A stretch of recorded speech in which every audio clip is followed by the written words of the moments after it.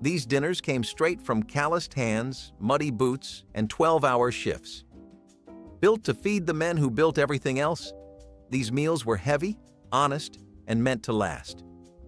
Now forgotten in most kitchens, these working man's dinners are ready for one more round at the table. You could smell it down the street, bubbling away in a chipped enamel pot on the back burner. Ham hocks were dirt cheap, and cabbage even cheaper. But when slow cooked together, they created something way bigger than the sum of their parts. The meat turned buttery soft, falling off the bone with the nudge of a spoon, while the cabbage soaked up every drop of that smoky broth. This was end-of-the-day food. No fuss, no measuring cups, no cookbook on the counter. You threw it all in, let it go low and slow, and by sundown, dinner was ready. Families stretched it over a few days, sometimes adding beans, sometimes just more water, and it still worked. If there was bread, you dunked it. If not, you slurped every last bit straight from the bowl. It filled stomachs, quieted complaints, and gave people just enough warmth to take on the next cold morning. And just when you think it could not get more resourceful, someone out there was braising rabbits in cast iron and doing it all with what they caught in their own backyard. This was not just food, it was survival, dressed in rosemary and patience. Back when meat was a luxury, rabbits were a working man's protein, lean, available, and often running around just outside your door. Braised rabbit with root vegetables came from a place where you used what you had and wasted nothing. You'd see folks come back from a morning hunt with one or two, skin them in minutes, and get the pot going. The meat got a quick sear and a long soak in broth with whatever root vegetables the garden could spare: carrots, turnips, onions if you were lucky. You did not need much else. The pot stayed warm on the stove, and anyone passing through got a bowl. That was the rule. This dish disappeared with time, as people left rural life behind. But for those who remember, this meal holds weight. It was the kind of dinner that reminded you how tough and tender life could be at the same time. Now for something a little more vinegary, a little more jiggly, and a lot more polarizing. You either loved them or you looked the other way. Pickled pig's feet were the kind of food that dared you to try them, and if you did, you probably came back for seconds. They were tangy, gelatinous, and rich in flavor. It started with a jar, clear as day, sitting on the corner of a dusty bar or a neighbor's kitchen shelf.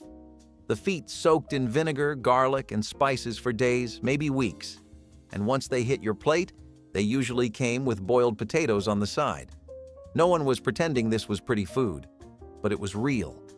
Collagen-heavy, protein-rich, and brimming with a kind of working-class pride that did not care what you thought. Boiled potatoes mellowed out the punch of the vinegar, and together they made for a meal that was weirdly comforting.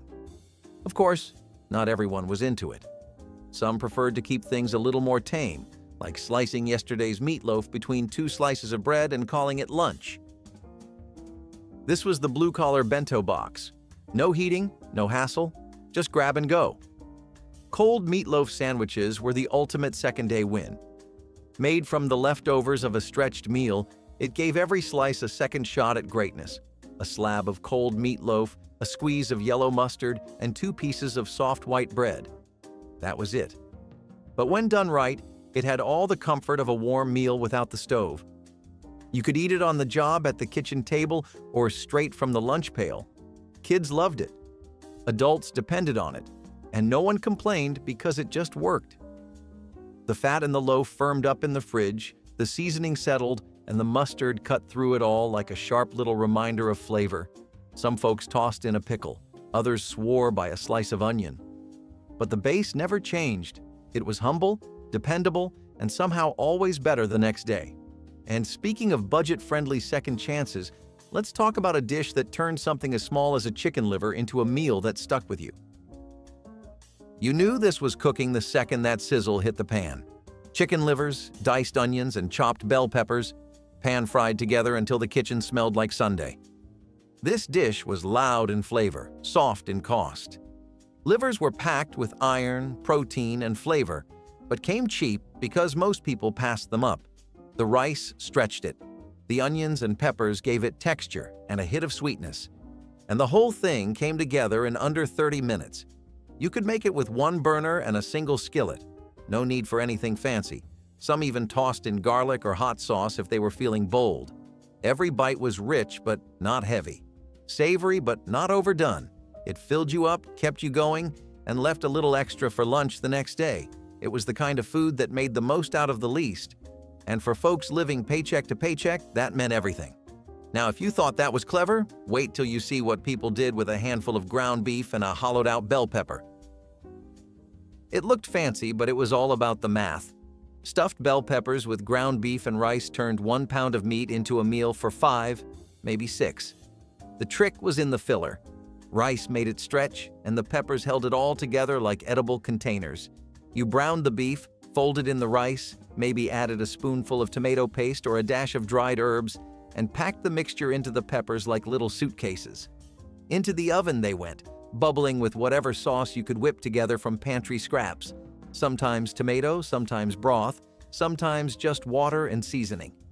Every bite gave you meat, starch, and veg. No side dish needed. For families tightening their belts, this was more than just dinner. It was strategy. It made leftovers without looking like leftovers, and it was easy to double or triple if you had more mouths to feed. There was always room to improvise. Some folks added breadcrumbs or cheese on top if they had any to spare. Others chopped up leftover vegetables to bulk up the filling. What mattered most was that it filled you up, tasted like home, and made something out of almost nothing. It was budget brilliance in a baking dish, hot, hearty, and proudly humble.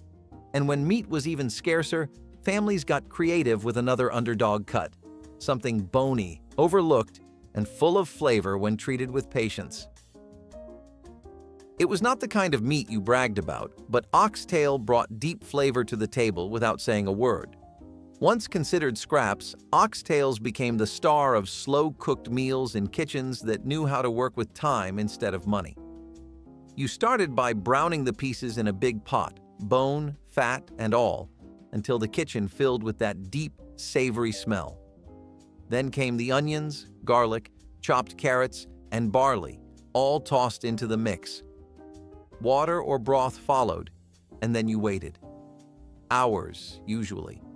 But the result was worth it. The meat softened, pulling away from the bone in ribbons. The broth thickened from the marrow, turning silky and rich. The carrots gave it sweetness, and the barley added weight. It wasn't just soup, it was sustenance. You didn't need sides, just a spoon and maybe a piece of crusty bread to clean the bowl. It was food that rewarded patience, that turned a cheap cut into something you looked forward to. And in homes where leftovers mattered, this stew tasted even better the next day, reheated on the stove with a splash of water. It reminded people to use every part, to throw nothing away, and to cook with care.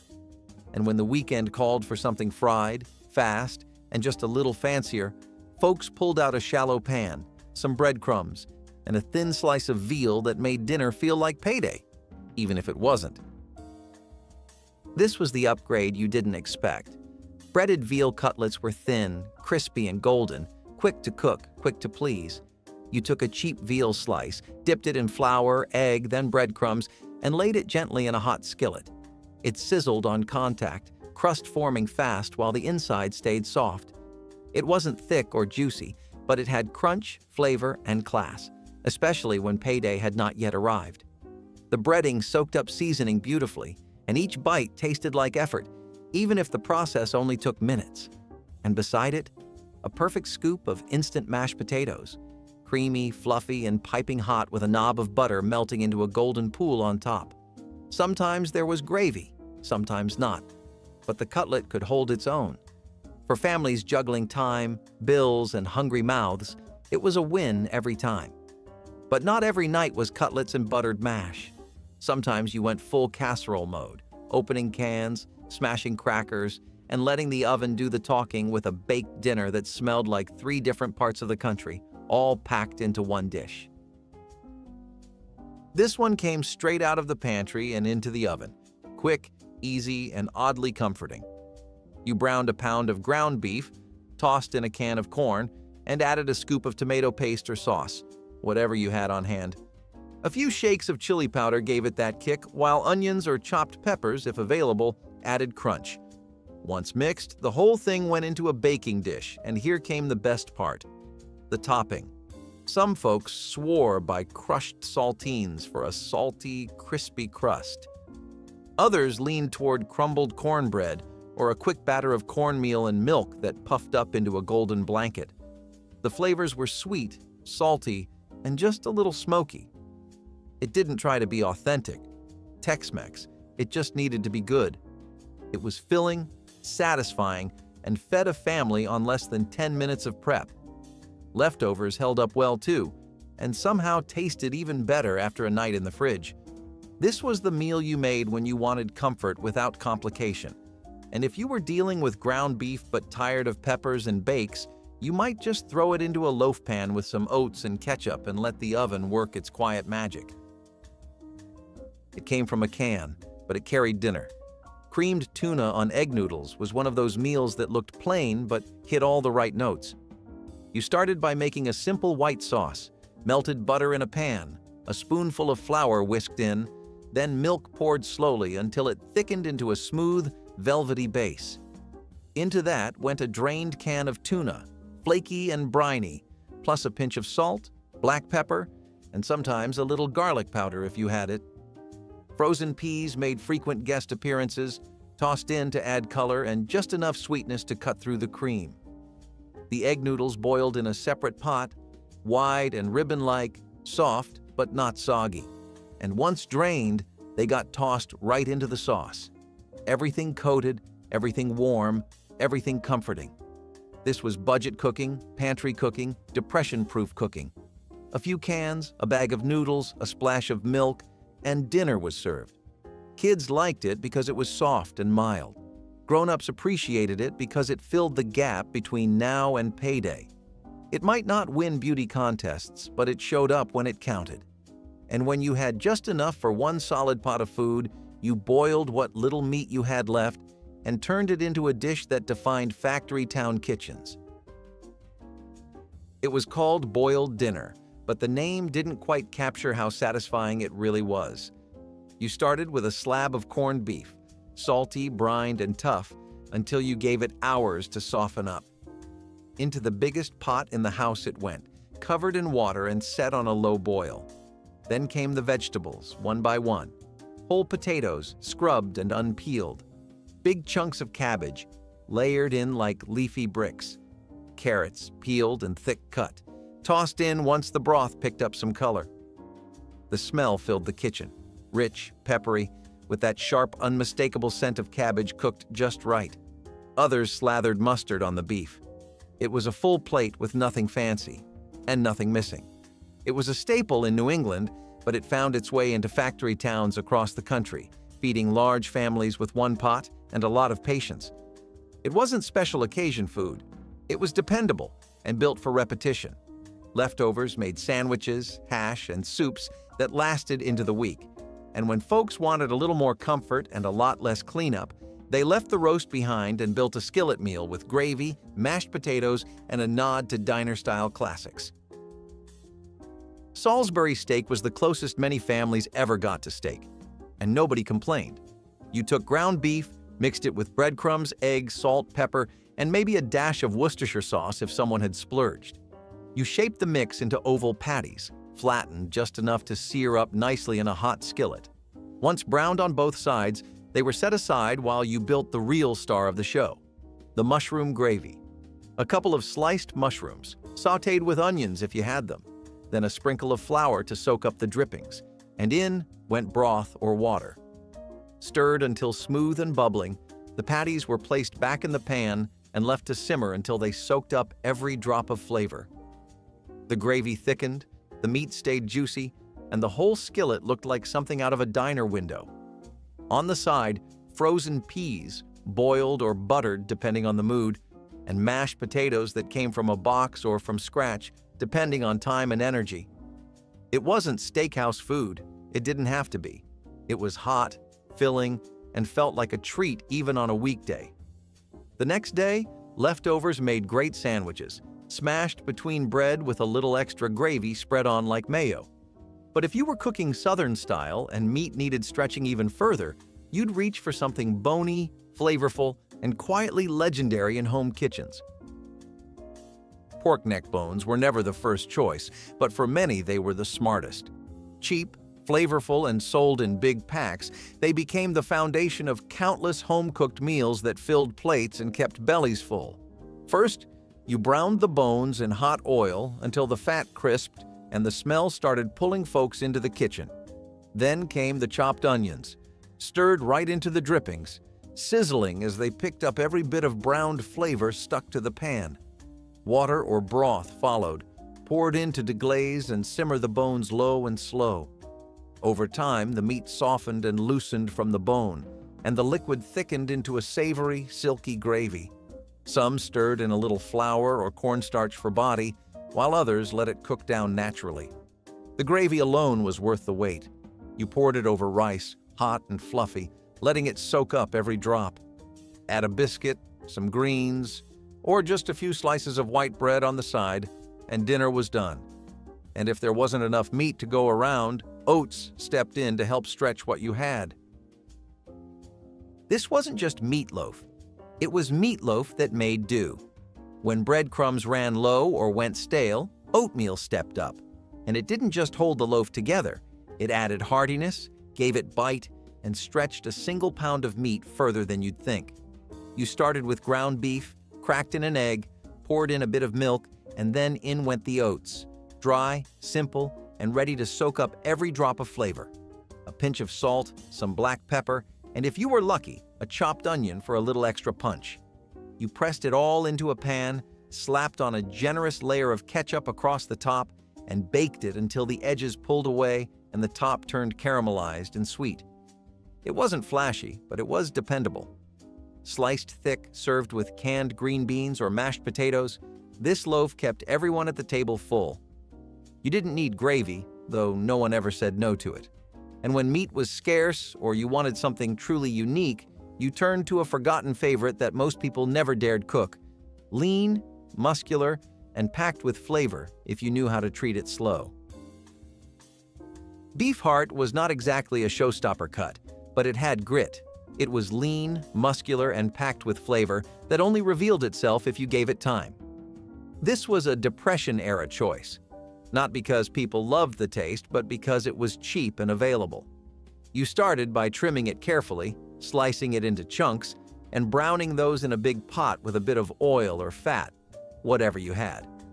Then came the broth or water, just enough to cover. Some added bay leaves or a splash of vinegar to break down the muscle and deepen the flavor. It simmered low for hours until the heart softened into something tender, rich, and surprisingly comforting. The parsnips added a sweet, earthy note that balanced the intensity of the meat. Served with bread, rice, or just eaten straight from the bowl, it warmed you up from the inside out. It wasn't glamorous, but it didn't have to be. It made something honest out of something humble. For folks who learned to cook with what they had, this stew was a quiet triumph.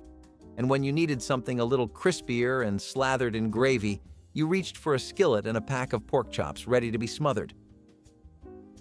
Smothered pork chops were not just dinner, they were an experience. You took thick bone-in chops, gave them a good sear in a hot pan, and let them sizzle until the fat started to crisp. Then came the real magic. A little flour, a splash of broth or water, and maybe a pinch of whatever spices you had on hand turned that mess into a silky gravy that hugged every inch of the meat. The chops went back in, covered, simmered low until they were fork tender and swimming in flavor. This was white bread food. You sopped up every bit of that gravy with a slice from the plastic bag loaf sitting on the counter. No one left the table hungry, and no one left sauce on the plate. It was warm, rich, and built for folks who needed dinner to mean something. And when the meat was missing and the pantry shelves were getting low, you could always count on a can or two and a box of cornbread mix to come through. Canned tamale pie was the kind of dish that came together from memory, not a recipe card. It was pantry magic, Tex-Mex inspired comfort food built on whatever you had in the cupboard and stretched far enough to feed everyone at the table. You browned a pound of ground beef, added a can of corn, a can of tomatoes or tomato sauce, and stirred in chili powder, cumin, or just a big shake of paprika if that's all you had. Maybe a can of beans made it in there too. You poured the mixture into a baking dish, already smelling like something that took hours. But the best part came next. A cornbread topping, mixed from a box, poured right on top like a golden blanket. Some folks added shredded cheese into the batter, others crumbled crackers or saltines to give it texture. The dish baked until the top was puffed and golden, the filling bubbling up around the edges, letting you know it was ready. You scooped it out in steaming spoonfuls, each one packed with beef, spice, sweet corn, and fluffy cornbread. It was warm, filling, and made with ingredients that could sit on your shelf for weeks before you ever needed them. This was survival food dressed in Sunday flavor. And when you didn't have the time or the energy to roll cabbage leaves like Grandma did, you could toss everything into a single casserole dish and still end up with something that tasted like home. This was cabbage rolls without the rolling. Cabbage roll casserole, better known as Lazy Man's stuffed cabbage, was a weeknight hack that delivered all the flavor without any of the fuss. You took ground beef, cooked it with chopped onions and garlic, and mixed it with cooked rice, salt, pepper, and tomato sauce. That was your filling, only this time, you weren't folding it into tidy little bundles. Instead, you layered it all like a lasagna. As it baked, the tomato sauce soaked into the rice, the beef melted into the cabbage, and the whole dish turned into a bubbling, steamy, fork-tender mess of comfort. When it came out of the oven, it didn't look fancy, but it smelled like Sunday dinner in a house with 5 kids and no leftovers. Some added a dash of vinegar or a spoonful of sour cream to give it a kick. However you did it, it worked way better than you'd expect. It filled you up and tasted better the next day. And if cabbage wasn't your thing, or you needed to whip something up with dry pasta, canned tomatoes, and whatever bacon grease was left in the jar, you could pull off a Southern pantry classic in under 20 minutes. Macaroni and tomatoes with bacon drippings was the kind of dish that made a meal out of almost nothing.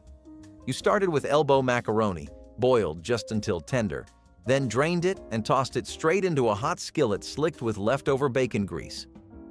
That bacon flavor clung to every piece, even if there wasn't a single crumble of actual bacon in the mix. Next came the canned tomatoes, juice and all, stirred in with a wooden spoon and simmered just enough to meld. A little salt, a little black pepper, maybe a pinch of sugar to cut the acid. Every house had their version. But even in its simplest form, this dish hit home. It was smoky, tangy, and somehow both rich and light. Served in deep bowls or just scooped onto chipped plates, it didn't need sides. It was the meal. The kind of food you made when the fridge was nearly empty but dinner still had to happen. Kids gobbled it up, adults took seconds, and nobody complained because it came together in one pan and left you full. It was about using what you had and making it matter. And when there was a little chicken left, a scoop of sour cream, and a heavy hand with the paprika, you could pull off a dish that felt like it came from another country, even if you made it on a Wednesday. Hungarian chicken paprikash was bold, comforting, and built on just a handful of ingredients that turned into something far more than the sum of their parts. You started with bone-in chicken pieces, legs, thighs, maybe a whole cut-up bird, browned in a deep skillet until the skin crisped and the smell filled every corner of the kitchen. Then came the onions, sliced thin and sautéed down until golden. Right before the key ingredient was added, paprika, and not a sprinkle. A generous handful that turned everything deep red and earthy. Some folks added garlic, some didn't. A bit of flour went in to thicken the sauce, followed by water or broth to loosen it again. Just before serving, a scoop of sour cream stirred into the pan gave the sauce a rich, velvety finish. You spooned it over wide egg noodles, soft, buttery, and perfect for soaking up every bit of sauce. Some added parsley on top if they were feeling fancy. Most didn't. It wasn't about flair, it was about flavor. Deep, smoky, tangy, and hearty. It fed families, warmed bellies, and stuck in your memory long after the plates were cleaned. And when chicken was out of reach or you needed something heartier on a budget, there was always a way to take pork, turn it into drumsticks, and serve it on a stick like a backyard barbecue on a weeknight. Mock chicken legs, better known in old factory towns as city chicken, were the ultimate food trick. Pork or veal, cut into cubes, skewered on sticks, breaded and fried to look like a drumstick. No actual chicken involved, and no one minded. This dish was born in butcher shops where pork was cheaper than poultry and presentation mattered. The meat was stacked tight on wooden skewers, dipped in beaten egg, rolled in breadcrumbs or crushed crackers, and either pan-fried or oven-baked until golden and crisp. Sometimes they were seared first and then finished in the oven with foil to lock in the moisture. The result? Juicy meat on a stick with a crunchy shell that made you forget it was anything but chicken. It was kid-friendly, lunchbox ready, and looked just fancy enough to feel like a treat. Served with mashed potatoes, gravy, green beans, or just a slice of white bread, it fit right in on tables where budgets were tight but effort was high. People smiled when they saw it coming because they knew what it really was, and they knew it still tasted great.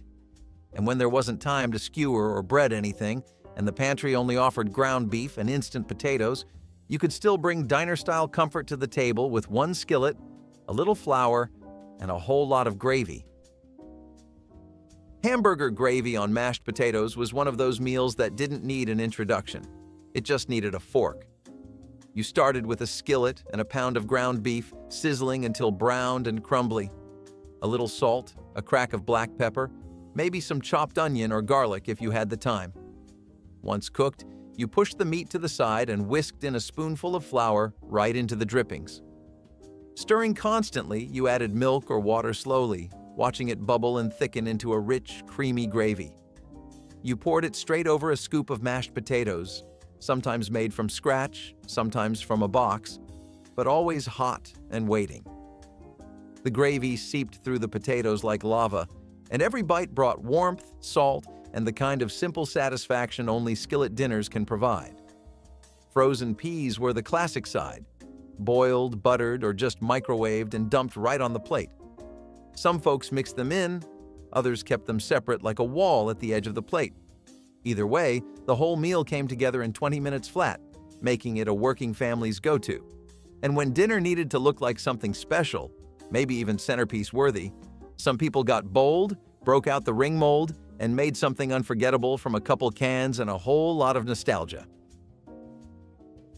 It sounded strange, and it looked even stranger, but the tuna noodle ring mold earned its place at the dinner table, especially during the heyday of molded everything. You took egg noodles, cooked just shy of soft, and folded them into a creamy mixture made with canned tuna, peas, mayonnaise or cream of mushroom soup, and a few pinches of salt and black pepper. Once mixed, the whole thing went into a greased ring mold, the kind usually reserved for Jell-O or aspic, and was packed down tight. Into the oven it went, baked until warmed through and just solid enough to hold shape. Then came the flip. It landed on a plate with a thud, steaming and oddly proud of itself, topped off with a dusting of paprika like it was dressed for company. It sliced like a cake, but tasted like classic tuna casserole, soft, creamy, salty, and familiar. The shape was part of the charm. It made a humble meal feel presentable, even celebratory, and it sliced clean for leftovers the next day. This was dinner disguised as a centerpiece, and for a generation raised on efficiency and imagination, that was enough. And when the fridge was bare, the shelves thin, and all you had were potatoes, butter, and a half sleeve of saltines, you could still build something warm, simple, and good enough to go around twice. Potato soup with saltine crackers and butter was the kind of meal that showed up when the cupboards were almost empty, but hope still simmered on the stove. You started with basic ingredients, just potatoes, maybe an onion, and a bit of butter if you had it. Peel and chop the potatoes, toss them into a pot of boiling water, and cook until soft enough to mash with the back of a spoon. Add salt, pepper, and a splash of milk if there was any in the fridge. What you got was something between a soup and a stew, thick, creamy from the starch, and full of body even without cream. There were no fancy toppings, just a handful of crushed saltine crackers dropped on top, softening slightly in the heat, and a pat of butter melting right in the middle like a tiny golden island. It was quiet food, humble, filling. You didn't brag about it, but you remembered how it made you feel. It fed kids before payday. It warmed you up when the heater was down. And even though it cost next to nothing, it made people feel cared for. Leftovers got reheated in mugs or ladled over toast. And when you needed something baked, salty, cheesy, and just a little weird in the best way, you pulled out the bologna and made dinner feel like lunchroom nostalgia, oven style. Bologna boats weren't about elegance. They were about resourcefulness, creativity, and a little fun on a paper plate. You started with thick slices of bologna, laid flat on a baking sheet. As the oven heated, the edges of each slice would curl up into little bowls all on their own, forming the perfect pocket for whatever you had lying around. Into the center went a scoop of shredded cheese, cheddar, mozzarella, even a broken-up slice of American if that's all you had. Then came the topping, crushed saltine crackers, Ritz or whatever crumbs you could salvage from the bottom of the bag, sprinkled over the cheese like breadcrumbs. Pop the tray into the oven until the cheese melted and bubbled, the bologna crisped at the edges, and the whole thing smelled like something far more indulgent than it really was. They came out looking a little goofy, but nobody cared. They were salty, melty, greasy in the way that only bologna can be, and endlessly customizable. Some folks added mustard or ketchup on top. Others used leftover mashed potatoes, hash, or even a spoonful of chili as the filling. It was dinner made from odds and ends, but it filled the plate and made people smile. Served with a scoop of coleslaw, canned green beans, or just eaten 3 at a time with a cold drink, bologna boats were proof that flavor didn't need a big budget, just a hot oven, a little imagination, and a sense of humor at the table. Boiled carrot sandwiches was created from the weird culinary gap left by increasing prices and thinner savings accounts. Like we said, people wanted vegetables that ticked the cheaper and tastier most boxes for them. However, even that was getting tough. Some of the worst stretches of the Great Depression left people with frustrations and creativity alike. Whipping up dishes like this was common, and the boiled carrot sandwich definitely stayed during the time because of its simplicity. Americans love a good sandwich, and they adore an easy-to-cook filling. Boiled carrot sandwiches definitely met most of the criteria, as roasting cheese to create an open-faced sandwich was a popular choice. Suffering the same fate as other dishes on this list, the boiled carrot sandwich eventually died out as economic growth increased in America. During long campaigns, soldiers often had to rely on more than just their rations to stay fed. When the opportunity arose, hunting for fresh meat became not just a necessity, but a small victory in the midst of the hardships. Rabbits, deer, and wild boar were common targets. These animals were perfect for feeding a small group and could be cooked over a fire with minimal preparation. Roasting game was a simple process. After a successful hunt, soldiers would often skin and gut the animal, then roast it directly over an open flame or on a spit. The smell of cooking meat could be both a comfort and a temptation, scenting the air as a reminder that fresh food was not always a guarantee.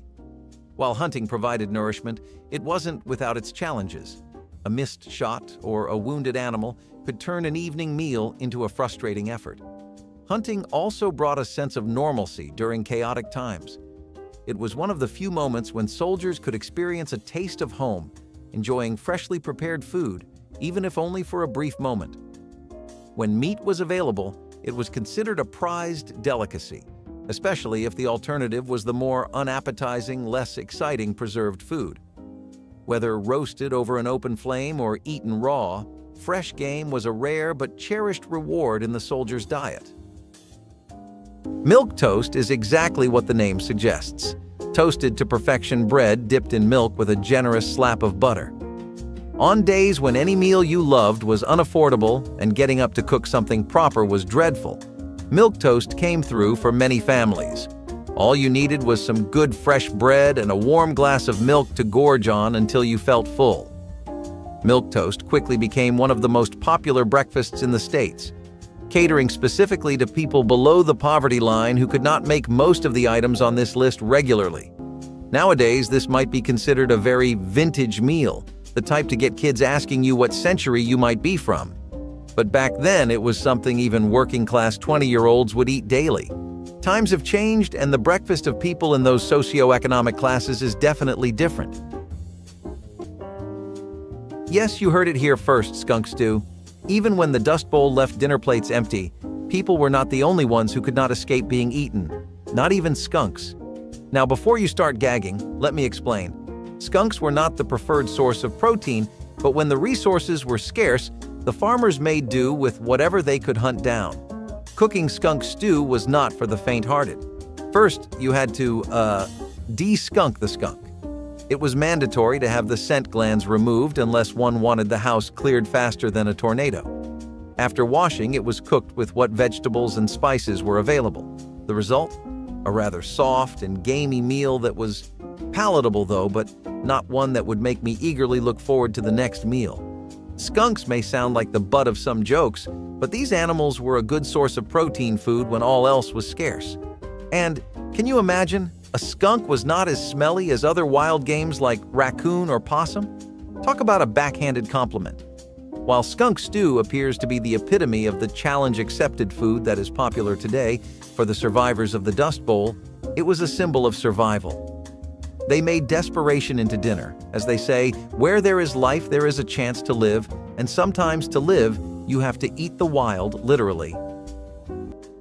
Kentucky's Burgoo Fest in Owensboro is actually one of the best things to do in the whole state. The Burgoo Festival is one of the most renowned festivals across the country, and Owensboro itself is known as the Burgoo capital of the world too. The actual history of the burgoo comes from the 19th century African-American communities that first made this into a southern dish. A lot of them were working in plantations and had to really play clever with their ingredients, and this meant that burgoo was something people couldn't live without. That only got worse when the Civil War rolled around and people started incorporating the recipe into the mainstream due to its ability to feed massive groups of people. The burgoo itself is this really thick and dense stew that has mashed potatoes, chicken, and all kinds of vegetables. You know those little quirks that each state has? The kind of thing that it becomes popular for, that everyone starts recognizing it for? That's basically what this was. What's not to love about a 3-ingredient delicious sauce? White sauce was the comforting meal you look forward to coming home to every night. It was a break from the bland foods of the dirty 30s, and the best part? It required just 3 common ingredients that were already staples in everyone's kitchen: flour, butter, and milk. This sauce is like an easy breezy addition of the bechamel sauce, which is one of the mother sauces of French cuisine. This sauce is made from a white roux and milk, seasoned with ground nutmeg. Since we didn't have fancy ingredients on hand, the simple ones did the job. This sauce was used to top pasta, vegetables, casseroles, and even lasagnas. If you were lucky enough to have a bit of cheese in your pantry, it could be turned into a cheesy sauce. If you had some herbs, it could be seasoned to add extra flavor. And let's be honest, in tough times, a little creamy sauce can make everything taste just a bit better. Boiled cider pie is pretty much a unique dessert that you can find in New England. As the name implies, it's something that showcases how good boiled cider can be.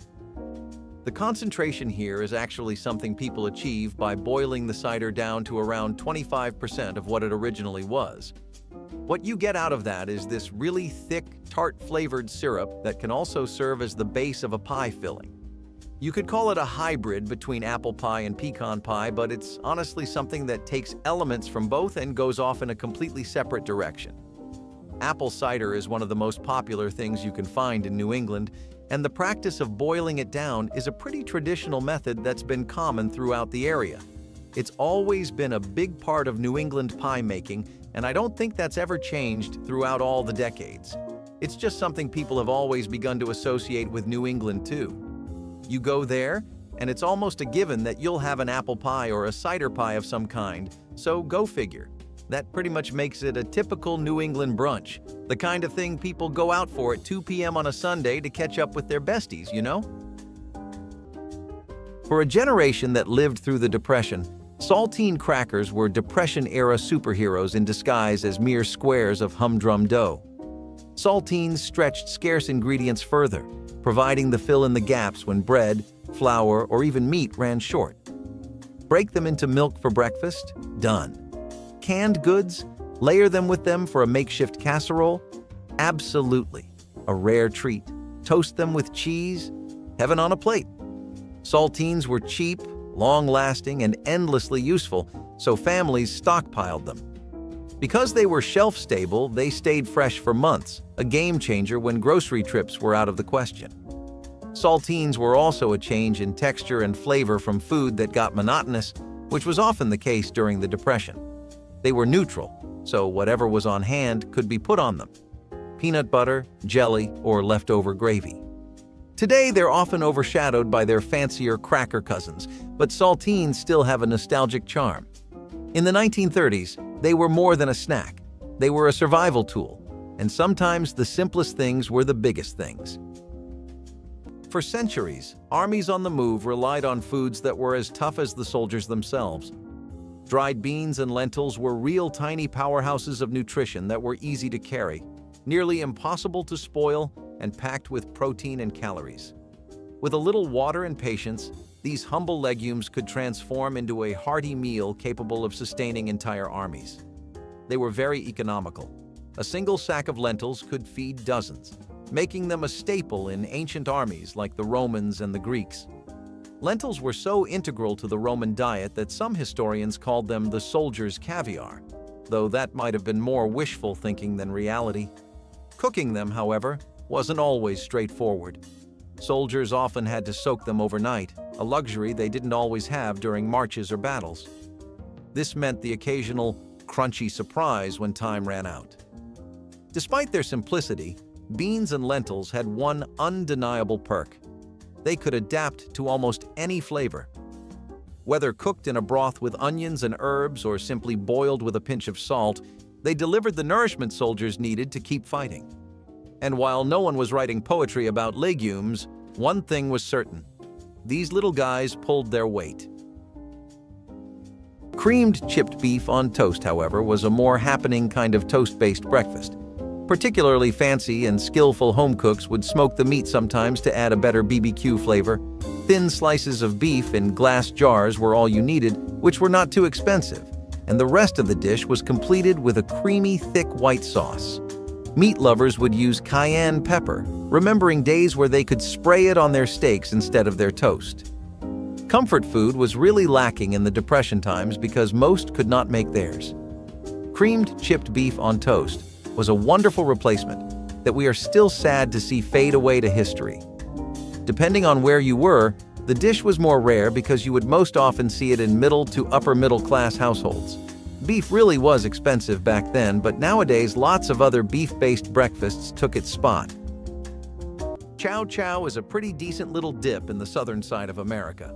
Appalachian regions really just can't get enough of the stuff, and they definitely never fell out of the habit of pairing it up with most of their dishes. You could call it a pickled relish, but it's really just this dip made out of a cocktail of different greens and spices. You got your peppers, mustard seeds, cinnamon, and cloves, as well as cabbage, green tomatoes, and onions. It's actually a lot sweeter than you would originally think too, and really crunchy. People would chop the vegetables as finely as they could and mix them with vinegar, sugar, and spices to make this really vibrant brine, which stood out among other flavors at the time during the 20th century. The vegetables were also blanched and then placed in jars. The brine was then poured over them, and this would be sealed in jars so that it could marinate. It sounds simple enough, but it's a bit tricky, and even taking a bit of time away or leaving it in there for just a tad bit too long can mess with the flavors here. Let's stay in the South for a while. It's not all savory and spicy, they even have some great desserts. If you believe that eating insects is a modern sustainable practice, you are wrong. In the Dust Bowl, crispy fried grasshoppers were not a joke, they were a staple food.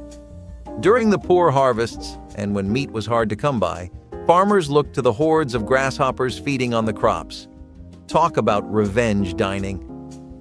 Hunting grasshoppers was a family event, and when you had gathered enough grasshoppers in a bucket, then the cooking process started. They were washed, marinated, and then fried to a crisp golden brown. The result? A crunchy snack that contained protein and was not too shabby if one didn't consider what they were consuming.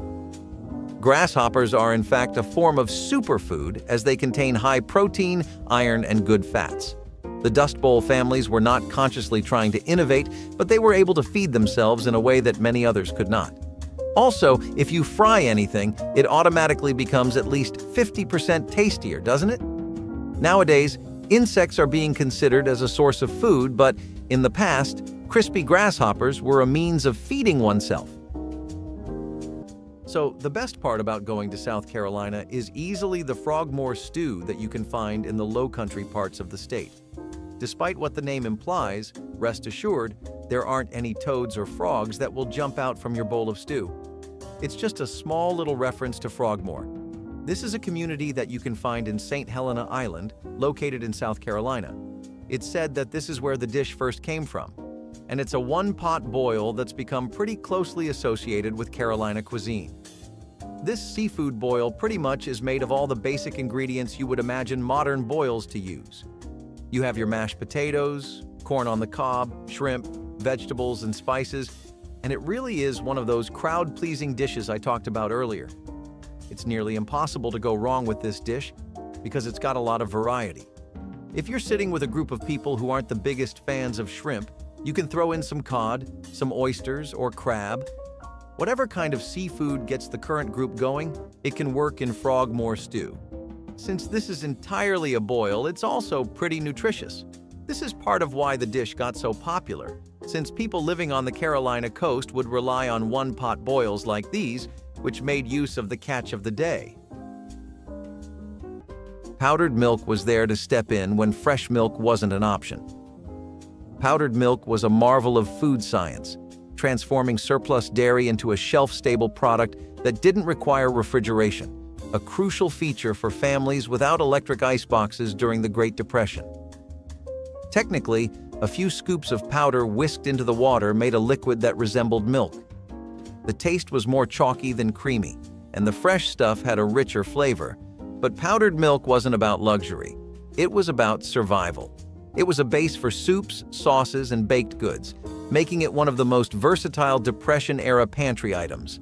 Families with children found powdered milk especially important because it meant kids got a steady supply of calcium and protein, even when fresh dairy was not available. It was also affordable, which meant it became a favorite among relief programs, which distributed it to struggling households. Powdered milk was a lifeline for families living far from the nearest dairy farm in rural areas where refrigeration was scarce. Today, powdered milk is used mostly for emergencies and backpacking trips, but it played a big role during the Great Depression.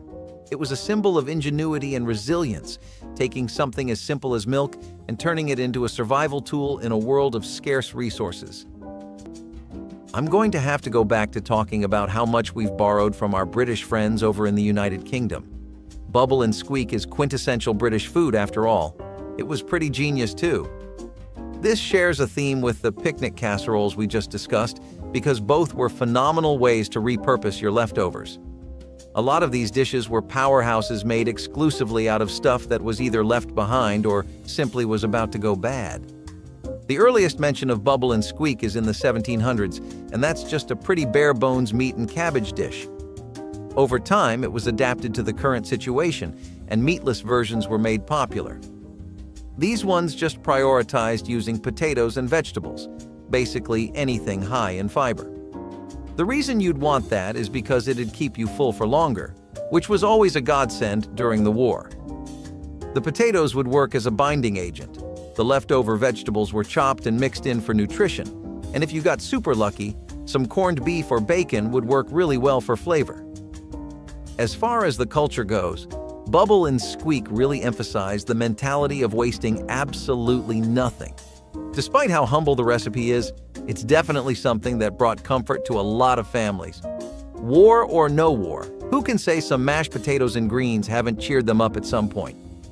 Pancakes and cutlets were not the only comfort cooking people made out of the vegetable we just talked about because it is oh so resourceful. Potato soup was also a regular item at the top of the menu. People would usually use whatever basic vegetables they had to make the soup more varied, but even potatoes, some grounded black pepper and water went fine. Typically, though, people would barter for a few onions or carrots to spice the soup up for special occasions or when it had been a while since they had their last good bowl of hot soup. especially in the winters when people needed nutrition more than ever. In about 25 minutes, you had yourself a quality and healthy meal that kept your energy going for all the labor of the week. If you always believed that only the drippings can be used to make gravy, then you are wrong. Blood gravy was a Dust Bowl staple that created a meal from the most unappetizing of ingredients, animal blood. Sound intense? It was. But back then, farmers couldn't afford to waste a single drop, literally. Blood gravy was produced by drawing fresh blood from animals, particularly pigs or cows, and then mixing it with flour, milk, and spices to make it into a thick paste that was served as a relish. Served over biscuits or potatoes, it was rather tasty and rich in nutrients, which came as a complete shock. During a period when people suffered from a lack of iron, blood gravy was, in fact, a sort of multivitamin. This dish was both a product of ingenuity and the expenditure of a considerable amount of effort. Getting the blood was not easy, but the meal was filling. For today's food lovers, it may be hard to swallow, but blood-based recipes are not something new to the culinary world, since there is blood pudding from Sweden and dinuguan from the Philippines. Would you try it? Seriously, I can take it if it's presented on a fluffy biscuit, and if it's well seasoned, I might be willing to try it. Dust Bowl cooks were masters of turning nothing into something, and blood gravy is a perfect example of that adage. The Great Depression might not have the most appetizing recipes, but the era did give the world the Kraft macaroni and cheese dinner. In 1937, Kraft heard about a salesman for the Tenderoni Macaroni Company of St. Louis going rogue and selling his noodles with packets of Kraft grated cheese attached. They hired the man to promote the concept and started selling it to cash-strapped Americans at the low price of 19 cents for 4 servings. Some variations of this comfort food even included cooked vegetables or even a can of tuna.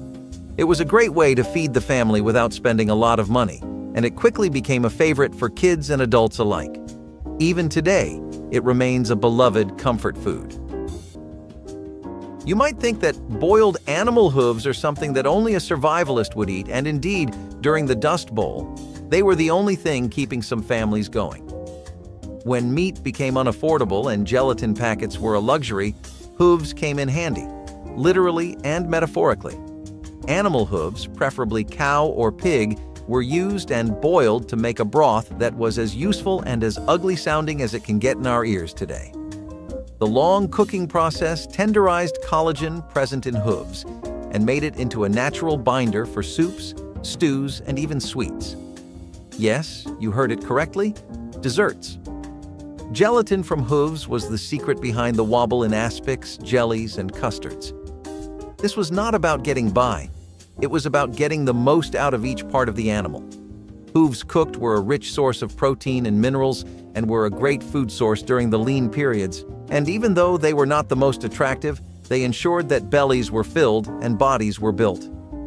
Today, such concepts as boiling hooves may cause some people to have goosebumps.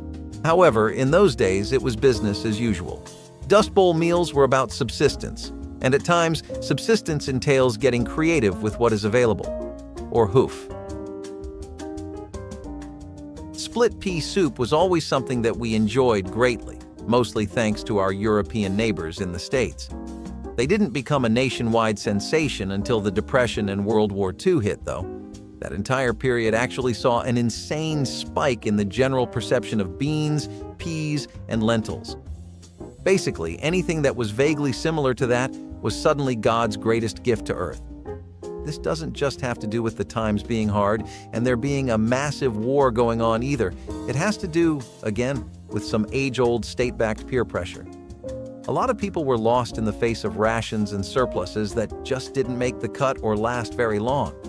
The tensions with the government were extraordinarily high, especially with a lot of people just being tired of the war effort.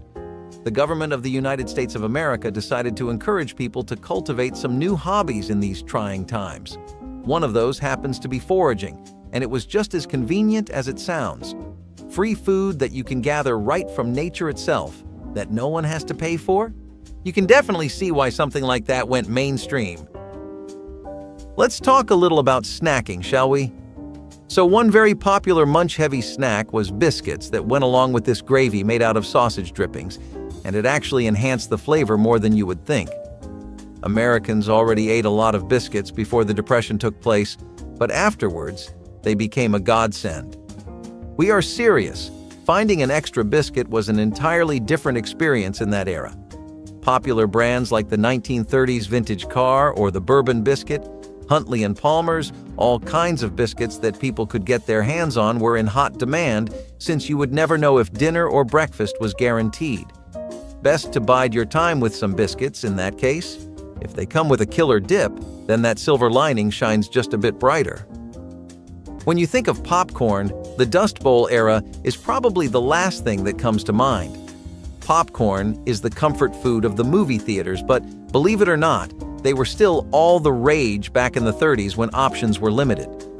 During the Dust Bowl, these crunchy snacks took on a whole new role. Yes, they paired popcorn with milk back then, and it became the combo of our dreams. When milk was available, it was poured over freshly popped popcorn to turn the snack into a whole meal. Milk was scarce, so it wasn't always available, but when it was, this meal was everyone's go-to. Popcorn was a cheap and easily accessible grain, and milk, if you were lucky enough to have some, added a bit of protein and calcium. It might not be your first choice for a fancy dinner, but it was a clever way to make do with what was available. During long military campaigns, soldiers needed food that could withstand the rigors of travel, storage, and time.